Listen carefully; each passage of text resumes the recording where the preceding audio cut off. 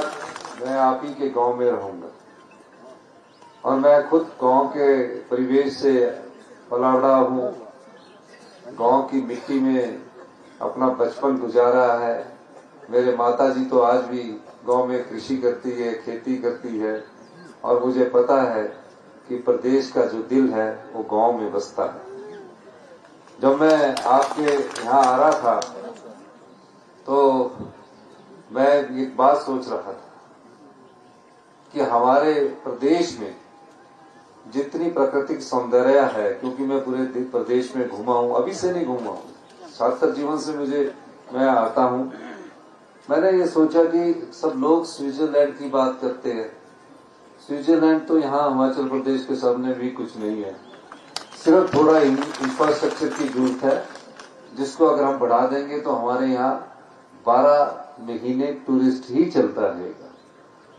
अब जब सरकार बनती है, और मैं आपसे अपने परिवार की तरह बात कर रहा हूँ, जब सरकार बनती है तो अधिकारी आते हैं, कर्मचारी आते हैं, स्वागत करते हैं।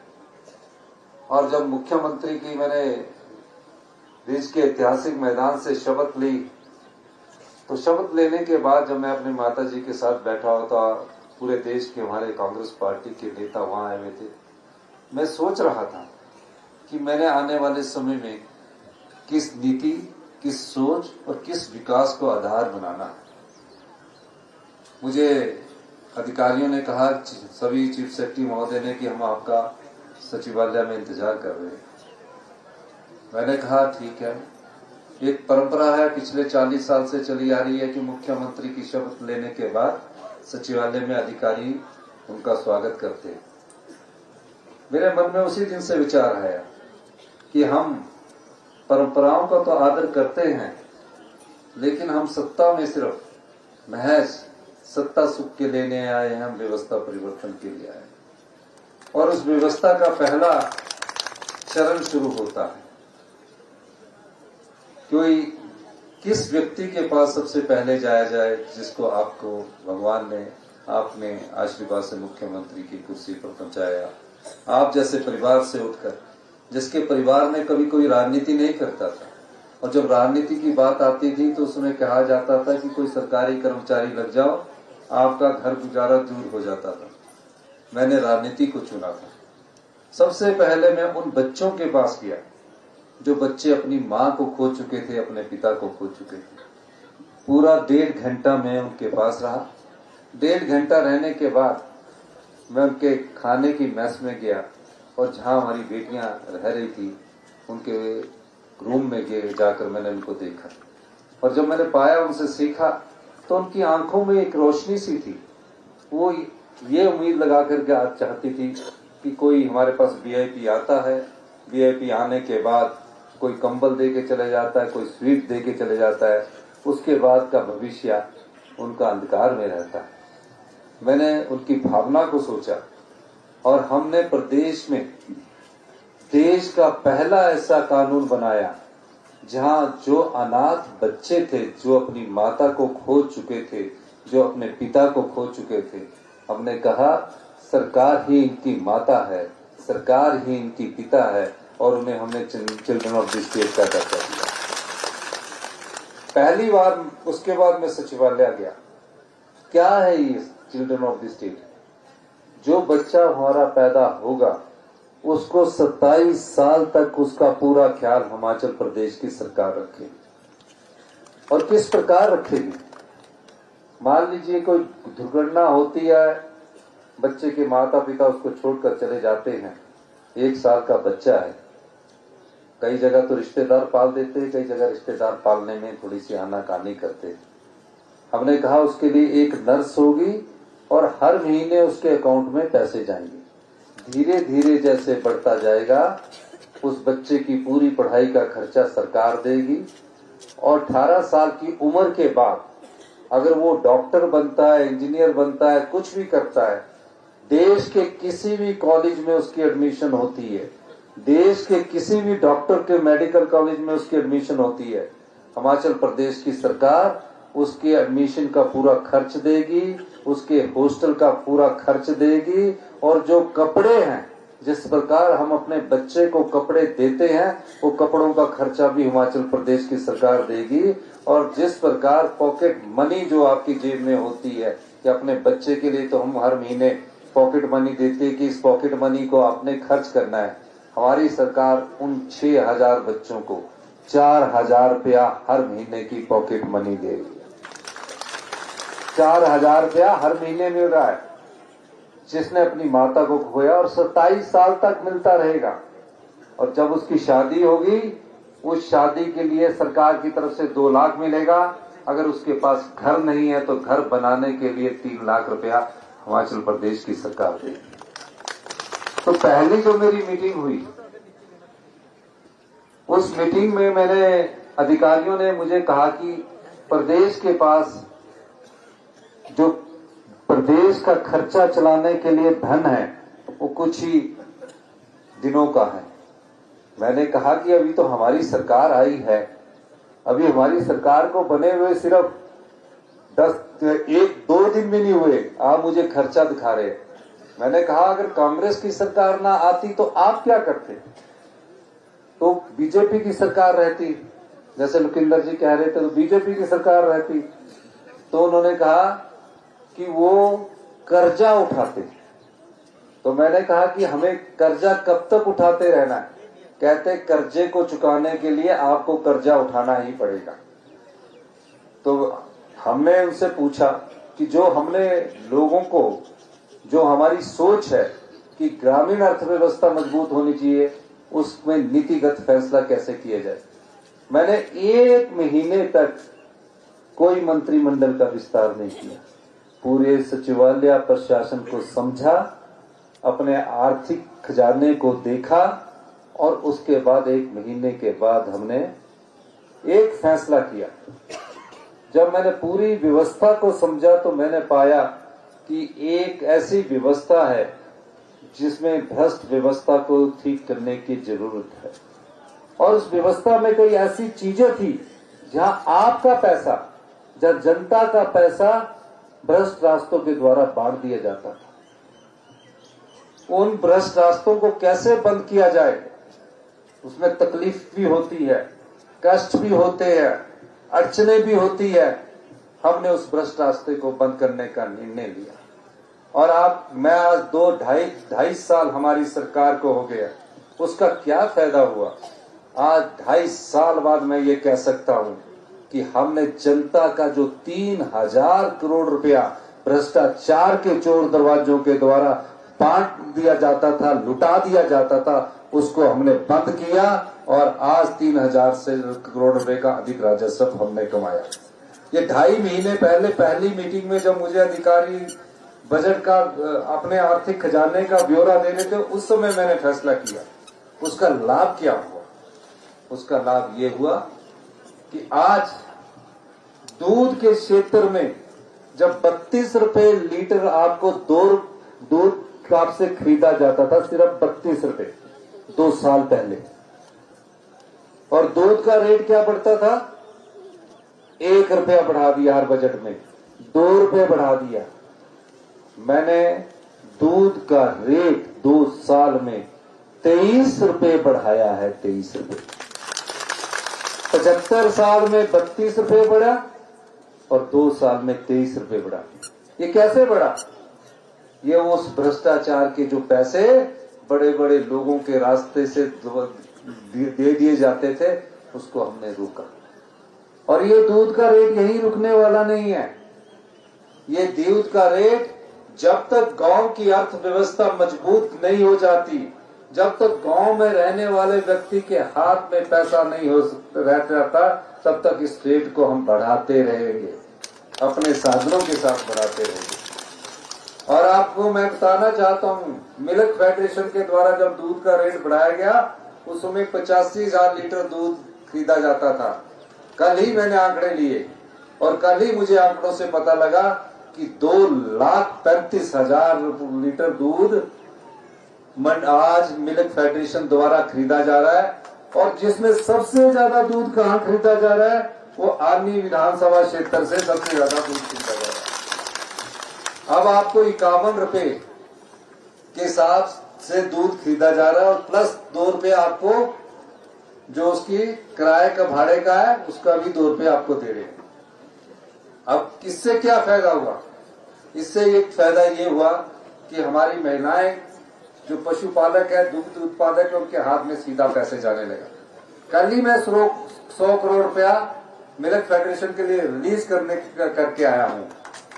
अब जिस पशुपालन से आपको फायदा होगा उसका आप दूसरा पहलू अभी आप देख नहीं रहे। अभी बगीचे में सेब लगा है बागवान के। मैंने कहा जिसने गाय रखी होगी उसके वहां गोबर भी होगा। अब गोबर आधारित जो मक्की पैदा करेगा सरकार उससे, सरकारी विभाग उससे 40 रुपए किलो मक्की भी खरीदेगा ताकि जिसके पास गाय होगी ताकि उसके खेत में और आए हो। इसका फायदा आपको और होगा। गेहूं पैदा करेगा, गेहूं का फायदा, गेहूं 60 रुपए किलो खरीदेगा जो हम 60 रुपए किलो खरीदने जा रहे हैं। क्योंकि मैं पांगी गया तो वहां पांगी वाले ने कहा कि हम तो सिर्फ जौ उगाते हैं, हमारी आय कैसे बढ़ेगी। और जो खरीदी जाती है आड़तियों द्वारा वो 30 रुपए खरीदी जाती थी। मैंने उनसे पूरी रात बात की। मैंने पूछा कि कितना खर्चा आता है? कहते जी हमारी मेहनत करके भी 25-30 रुपए आता है। तो मैंने कहा इसको मैं डबल कर दूं। तो कहते जी हमारी जो आर्थिक समृद्धि है वो पूरे पांगी क्षेत्र में आएगी। और हमने उसको 60 रुपए प्रति किलो मिनिमम सपोर्ट प्राइस कर दिया। आज जौ को भी हम खरीदने जा रहे हैं। इससे क्या फायदा हुआ? घर में उनके पैसा शुद्ध रूप से आने लगा और वो बच्चे अगर उनको अच्छी पढ़ाई की जरूरत है तो उस पर अच्छी पढ़ाई का खर्चा भी वो खेती के माध्यम से पूरा करने लगे। ये कहां से पैसा आया? क्यों सरकार आपसे खरीदे? ये पैसा वो पैसा है जो आपका पैसा है, जो आपके द्वारा आपको नजर नहीं आता। सरकार के पास जो आय होती है उसमें आपका योगदान भी होता है, लेकिन उस योगदान के बराबर आपको उस संपदा का अधिकार नहीं मिलता। हमारी सरकार गांव के लोगों को उनका अधिकार देना चाहती है, इसलिए हमने नीतिगत परिवर्तन किया है। कुल्लू में सबसे बड़ी आपदा आई। अगर कोई बिजली का खंभा भी गिर जाता था तो एक हफ्ता पूरा नहीं होता। 2023 7 जुलाई को कुल्लू में आपदा आई। मैं अपने विधानसभा क्षेत्र में था। सुंदर ठाकुर जी का फोन आया, भुवनेश्वर गौड़ खान साहब का फोन आया, कुल्लू में बहुत बड़ी तबाही हुई है। हमने कार्यक्रम छोड़ा। मैंने सारे मंत्रिमंडल के सदस्यों को कहा कि सब कुल्लू पहुंचिए। हम सारे मंत्रिमंडल के सदस्य कुल्लू पहुंचे। मैं खुद 4 दिन कुल्लू में बैठा और जो बिजली आपकी कुल्लू जैसे क्षेत्र के गांव में, चाहे लूरी था, जहां आने के लिए तकरीबन 10 और 15 दिन लग जाते थे, 48 घंटों में हमने बिजली को शुरू किया और पानी की योजनाओं को शुरू किया। और जिस कुल्लू जिला में 75,000 पर्यटक फंसे हुए थे, हमने उसको अगले 72 घंटों में यहां से निकाला, सही सुरक्षित उनको उनके गंतव्य स्थान पर पहुंचाया। यह सरकार की गवर्नेंस थी कि हम सरकार के मंत्री सड़कों में उतरे। मैं खुद सड़कों में उतरा। जो ट्रैफिक जाम था वो ट्रैफिक जाम का हमने खुलवाने के प्रयास किया। हमने ये नहीं सोचा कि मैं मुख्यमंत्री हूं और मुख्यमंत्री के रूप में मुझे तो बंद कमरे में जाकर आदेश देना है। मैंने कहा नहीं, हम इस समाज के भाग है। मुख्यमंत्री और मंत्री तो बनते रहते हैं, लेकिन आज कुल्लू जिले पर विपदा आई है। सब लोगों को, जहां आम आदमी एक तरह से काम करता है उसी तरह से हम सब लोगों को काम करना है। और हमने कुल्लू जिला के जो अतिथि देवो भव हिमाचल प्रदेश की जो संस्कृति है उसको बनाए रखा। लोगों को भूखा नहीं रहने दिया। सड़कें टूट चुकी थी और कुल्लू जिला में अत्यधिक नुकसान हुआ। हमने दिन रात मेहनत करके कुल्लू जिला को दोबारा से पर्यटन की दृष्टि से आगे लाया। लोगों के घर टूट गए, 22,000 घर, 23,000 घर इस आपदा में टूट गए। जिसका पक्का घर था वो बह गया।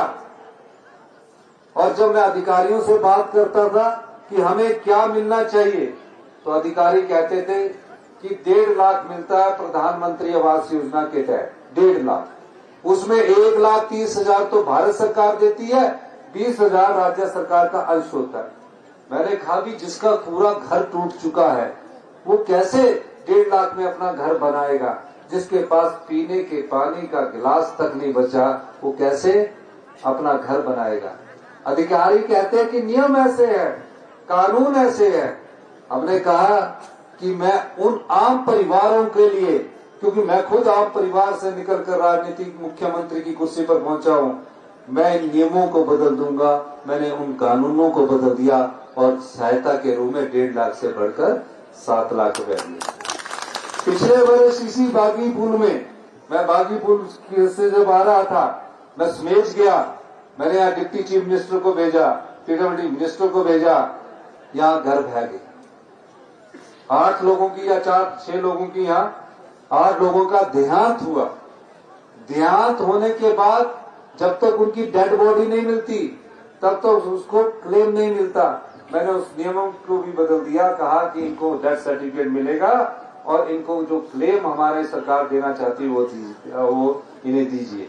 इसके अलावा यहाँ भी 1.5 लाख रुपया मिल रहा था। मैंने यहाँ भी 33 घर ऐसे थे जिनको हमने 7 लाख रुपया दिलाया और जो आंशिक रूप से टूटे हुए घर थे उनको भी हमने 1 लाख रुपया दिलाया। जिस प्रदेश का खजाना लुटा दिया जाए, पिछली भारतीय जनता पार्टी की सरकार ने, यही के मुख्यमंत्री थे सिराज के, ये आउटर सिराज की बात कर रहे हैं, यही के मुख्यमंत्री थे, इस प्रदेश के खजाने को लुटा दिया गया। रुकिंदर जी बुरा ना मानना, डबल इंजन की सरकार थी, डबल इंजन की सरकार थी। डबल इंजन की सरकार कह रही थी कि प्रदेश में विकास बहुत होगा। कैसी डबल इंजन की सरकार थी? ऐसी डबल इंजन की सरकार थी जिसके पास पैसा जीएसटी कंपनसेशन सेस के रूप में 16,000 करोड़ रुपए आया और जो जून 2022 में बंद हो गया। हमारी सरकार तो 9 दिसंबर में बनी, 11 दिसंबर को, खूब लुटा दिया। ऐसी सरकार बनी कि प्रदेश की अर्थव्यवस्था का बेड़ा गर्क करने का अगर श्रेय किसी सरकार को जाता तो डबल इंजन की सरकार पिछली भारतीय जनता पार्टी की। क्या होता है जब अर्थव्यवस्था का बेड़ा गर्क होता है? आज कितने गांव के आपके स्कूल हैं, कितने ग्रामीण परिवेश के बच्चे सरकारी स्कूलों में पढ़ते हैं, बागबानों के बच्चे सरकारी स्कूलों में पढ़ते हैं।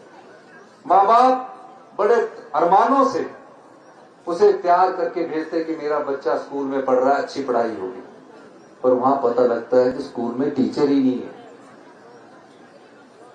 वहां पता लगता है कि स्कूल में पढ़ाने वाला ही नहीं है। मजबूरन वो बच्चे स्कूल से निकाल कर कहीं प्राइवेट स्कूल में जाते हैं। लेकिन पढ़ाई का आलम क्या है? ये क्यों होता है? जब शासक जो होता है, शासन करने वाला ये सोचता है कि मुझे तो समय की परिस्थितियों के हिसाब से फैसला लेना है, मुझे तो सिर्फ राजनीति करनी है, मुझे सिर्फ चुनाव जिताना है, यहाँ भी स्कूल खोल दो, वहां भी स्कूल खोल दो, यहाँ के एक टीचर को उठाकर उस स्कूल के टीचर में भेज दो, उस स्कूल का भी बेड़ा गर्क, दूसरे स्कूल का भी बेड़ा गर्क। मैं खुद गवर्नमेंट स्कूल में पढ़ा हूँ, मैं खुद गवर्नमेंट स्कूल में पढ़ा हूँ। पढ़ाई होती थी उस समय गवर्नमेंट स्कूल में, टाट में बैठकर हमको पढ़ाया जाता था। 8वीं क्लास तक तो टाट ही होता था। 10th के बाद बेंच मिलते थे जो हमारे समय के जानते होंगे। और कितने लोग गवर्नमेंट स्कूल में पढ़े हैं? काफी लोग गवर्नमेंट स्कूल में पढ़े हैं, कई एचएस बने, कई जुडिशरी में चले गए। लेकिन आज गवर्नमेंट स्कूल का हाल क्या है? ये हाल है कि वहां बच्चे को, अगर आप 5वीं के बच्चे को तीसरी की किताब नहीं पढ़नी आती, और हमारे माँ बाप गांव के सोचते हैं कि मेरा बच्चा 5वीं पास हो गया, 8वीं पास हो गया। ये हाल शिक्षा के स्तर का पिछले 5 साल में हो गया। गुणात्मक शिक्षा में हम 21वें स्थान पर पहुंच गए। कौन कसूरवार है? हम ये सोचे कि हम मुख्यमंत्री बन गए, हमारे को तो लाभ लश्कर मिल गया, हम जीवन भर आराम से मुख्यमंत्री की कुर्सी में रहे और एक्स मुख्यमंत्री या मुख्यमंत्री की कुर्सी में रहेंगे। तो ये सेवा नहीं है। हमने फैसले लिए। चुनाव जीतने के लिए पिछली भारतीय जनता पार्टी की सरकार ने 600 के करीब शिक्षा संस्थान और हेल्थ सेक्टर में संस्थान खोल दिए। हुआ क्या? ना डॉक्टरों की भर्ती की, ना शिक्षक संस्थानों की भर्ती की। आज शिक्षा के क्षेत्र में हम 21वें स्थान पर पहुंच गए। हमने उसमें सुधार किया। मैं 2.5 साल में कह सकता हूं कि हमने फैसले लिए। कई लोगों को जरूर हमारे फैसलों से तकलीफ होगी, लेकिन मैं कहना चाहता हूं ये उस आमले की तरह हमारे फैसले हैं जिसका बाद में आने वाले समय में स्वाद मीठा होगा। मैं ये बात इसलिए कह रहा हूं कि हमने शिक्षा का पूरा आकलन किया, पाया कि हमने स्कूल तो खोल दिए लेकिन टीचरों की भर्ती नहीं की। हमने सबसे पहले 6300 टीचरों की भर्ती की स्वीकृति दी। 3000 टीचर बैच वाइज लग गए हैं और बाकी टीचर राज्य चयन आयोग के द्वारा उसमें नियुक्तियां होने जा रही है। Rajiv Gandhi day boarding school बना रहे हैं और आनी में आपने कहा कि हम Rajiv Gandhi day boarding school बनाए। मैं आनी में भी Rajiv Gandhi day boarding school की बनाने की घोषणा करता हूं कि यहाँ भी डे बोर्डिंग स्कूल बनाए। यही नहीं, आनी में भी जो आनी का सबसे बड़ा स्कूल होगा, अगले वर्ष से हम बच्चों के गांव में रहने वाले बच्चों के लिए, गांव के परिवार में रहने वाले बच्चों के लिए, किसान बागवान के बच्चों के लिए, आम परिवार के बच्चों के लिए अगले साल आनी में भी एक स्कूल सीबीएसई बोर्ड में शुरू करने जा रहे हैं। इसके अलावा मैं आपको ये बातें क्यों कह रहा हूं? क्या सुंदरता इस क्षेत्र की है। बागा सरहा पूरे हिमाचल प्रदेश में सबसे सुंदर स्थलों में से एक है। मैं शिवकिला गया, बॉर्डर टूरिज्म के लिए मैं शिवकिला गया। हमारी सोच थी, मैंने भारत सरकार से बात उठाई, 75 साल तक किन्नौर के लोग भी शिवकिला तक नहीं जा पाए थे। जो बॉर्डर के लोग तो गए थे लेकिन पीछे वाले नहीं जा पाए। मैंने रेवेन्यू मिनिस्टर से बात की, जगत सिंह नेगी जी से, हमने बात उठाई। आज Shivkila tourism point of view से खुल गया है। अगर कोई टूरिस्ट बाहर का परमाणु, शिमला, रामपुर होकर, विकासपियो होकर शिवकिला पहुंच रहा है तो उससे प्रदेश की आर्थिकी में वृद्धि हो रही है।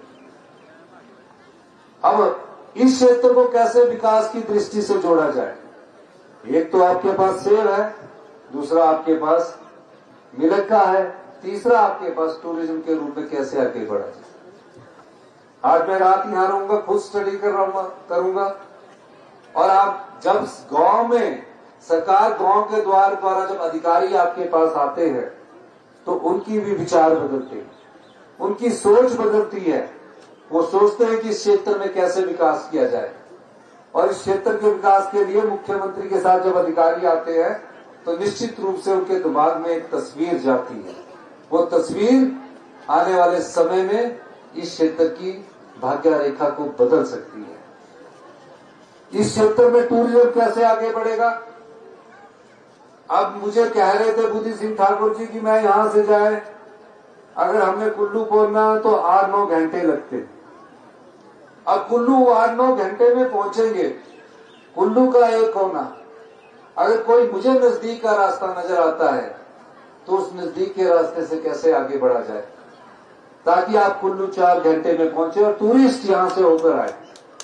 तो इस दृष्टि से मैं, जो आपने मुझे रोड कहा है कि बुद्धि सिंह जी ने सराह से बठार रोड, सराह से जो बठार रोड है उसका भी ई कार्टल चल रहा है वहां, ई कार्ट।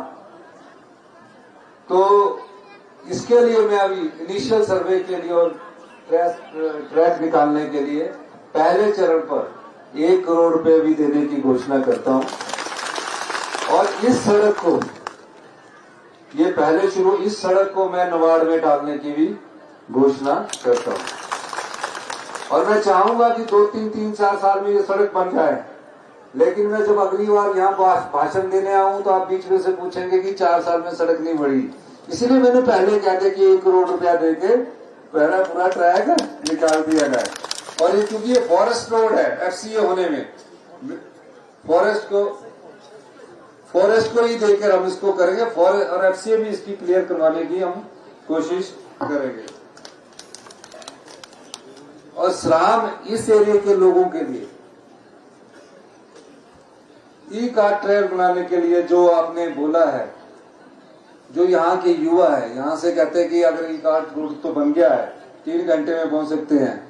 जो भी ई कार्ड रहेगा उसमें 50% की सब्सिडी हिमाचल प्रदेश की सरकार उन्हें देगी। इस क्षेत्र के लिए बोलता हूँ। इस क्षेत्र के जो युवा है जो ई कार्ड लेंगे उसको 50% की सब्सिडी हम देंगे, और हम वैसे भी ई टैक्सी योजना में 40% की सब्सिडी दे रही है, लेकिन कुल्लू ये इनको नहीं, उनको दे दी जाएगी।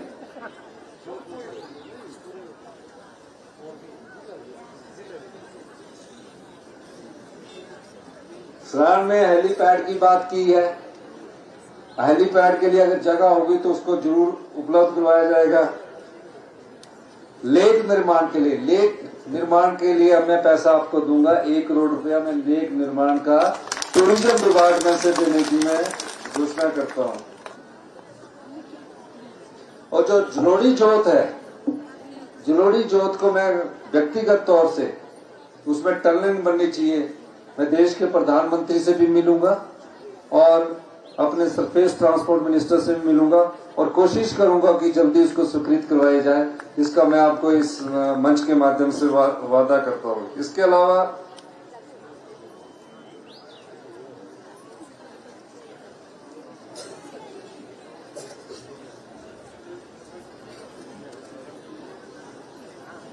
जलोड़ी जोत से रघुपुरगढ़ और सियोलसर तक ब्राइडल पाथ बनाने की भी मैं घोषणा करता हूं।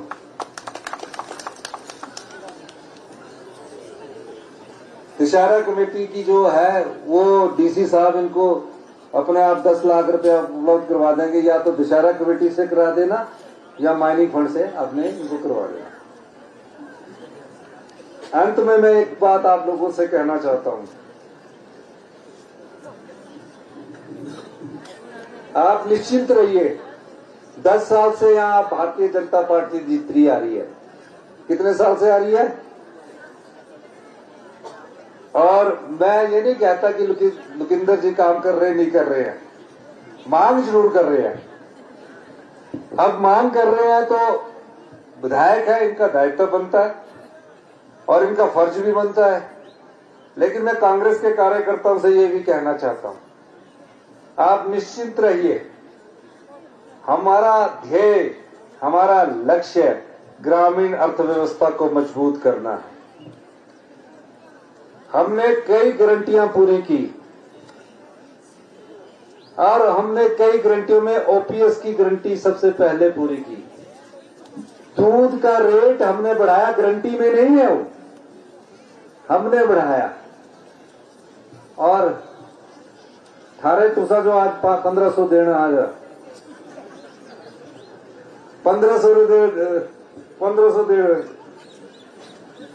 तो आज 1500 रुपया भी दे रहे हैं।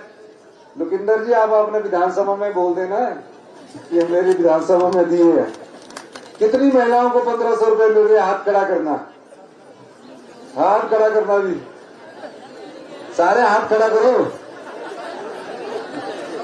ये लुकिंदर जी को बता दो आप,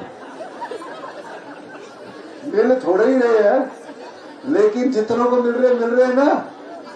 और ये आज हम इंदिरा गांधी प्यारी बहना सुख सम्मान निधि की योजना दे रहे हैं, क्योंकि लुकिंदर जी वहां बोलते हैं इनके ओपोजिशन लीडर 1500 कहाँ है।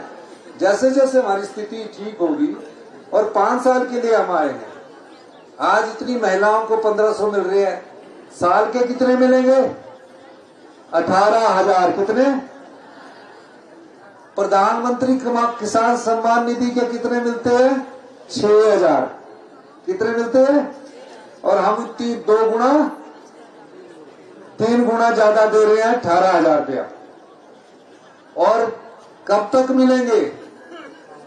जब तक आपके शरीर में अंतिम सांस है, तब तक हिमाचल प्रदेश की सरकार आपको 1500 रुपया देगी।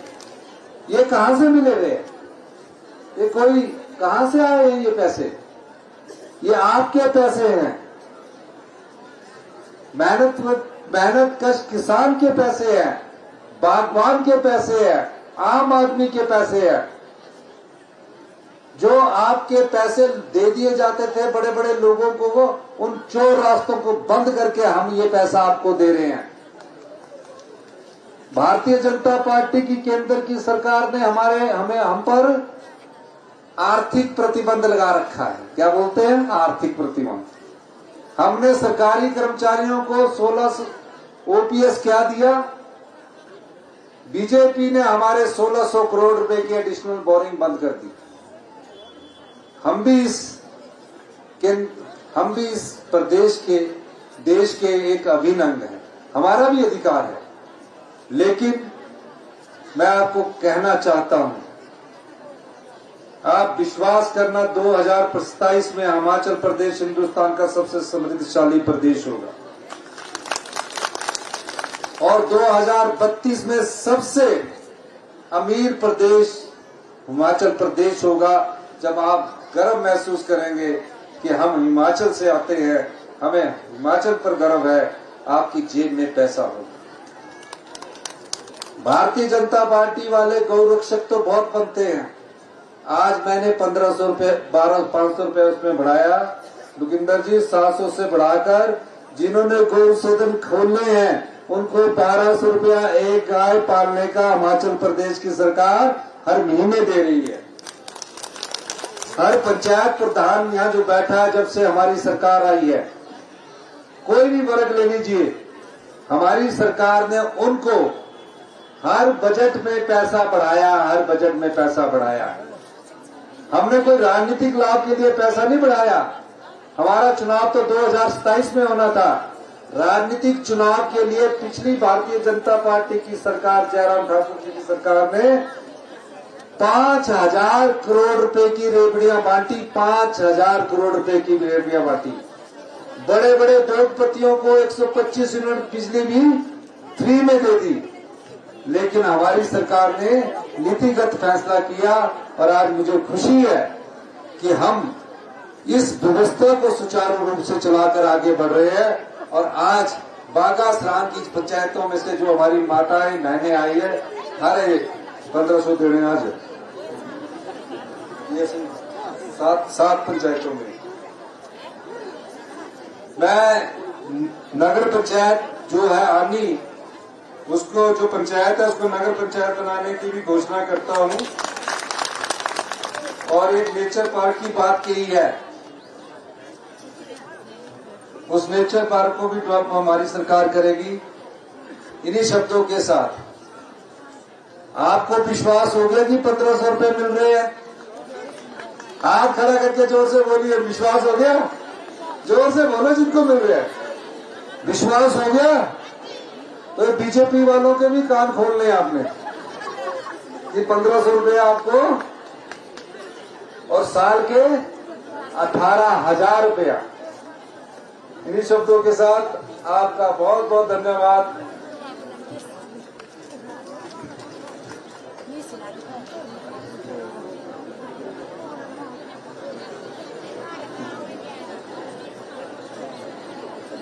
जो महिला मंडल कितने आए हैं यहाँ?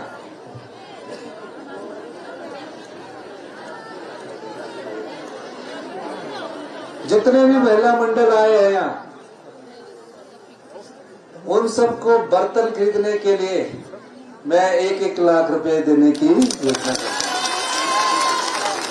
इतनी तालियां तो 1500 में नहीं बची, तो मैं 1500 वापिस लेता हूँ, महिला मंडलों को देता हूँ। नहीं, ठीक है, आप लोगों ने हमारी बात सुनी। इन्हीं शब्दों के साथ आपका बहुत बहुत धन्यवाद। जय हिंद, जय भारत।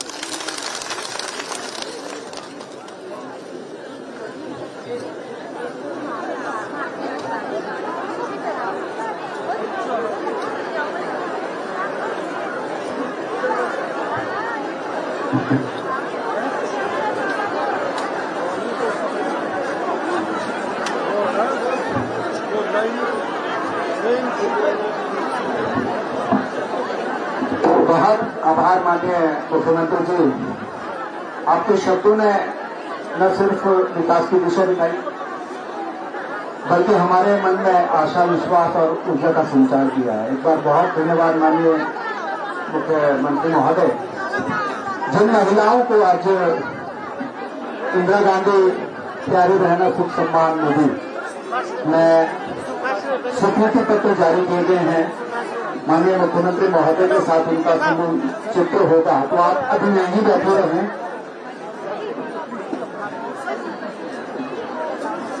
महोदय, हिमाचल प्रदेश वन अराजपत्रित कर्मचारी महासंघ मुख्यमंत्री सुखाश्री योजना में 2,22,000 रुपए का चेक आपको भेंट करना चाहता है। मेरा आग्रह रहेगा जल्दी से आप मंच पर आ जाए।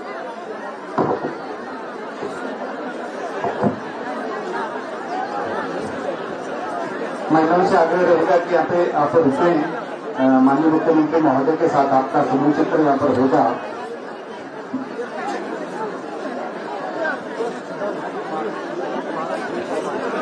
हिमाचल प्रदेश वन अराजपत्रित कर्मचारी महासंघ 2,22,000 रुपए का चेक मुख्यमंत्री सुखाश्री योजना के लिए।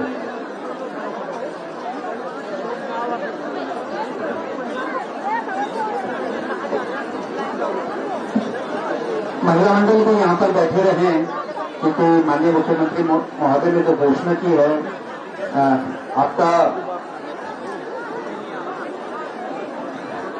अपना नाम यहाँ पर हमें लिखवा के जाए, जो महिला मंडल यहाँ पर हैं। आईसीडीएस के तहत जो मुख्यमंत्री सुख आश्रय योजना में पेमेंट सर्टिफिकेट सोशल सिक्योरिटी के लिए दिए जाने, इसमें शुल्क